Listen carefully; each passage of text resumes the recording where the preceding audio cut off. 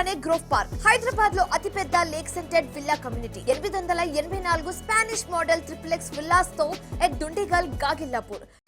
Annaram బ్యారేజీలో design లోపాలున్నాయని అన్నారు మంత్రి శ్రీధర్ బాబు. నివేదిక ఇచ్చాక చర్యలు తీసుకుంటారని చెప్పారు.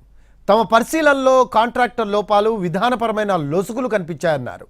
పంప్ హౌస్లు మునిగినప్పుడు పరిస్థితిని చూసేందుకు కూడా తమకు అనుమతి ఇవ్వలేదన్నారు మంత్రి శ్రీధర్ బాబు. అరెస్ట్ చేసి నాన్ బెయిలబుల్ కేసులు పెట్టారన్నారు.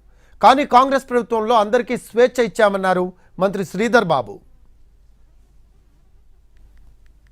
అన్నారం బ్యారేజ్కి సంబంధించి కానీ, మేడిగడ్డ ప్రాజెక్టుకు సంబంధించి కానీ ఈరోజు సాంకేతిక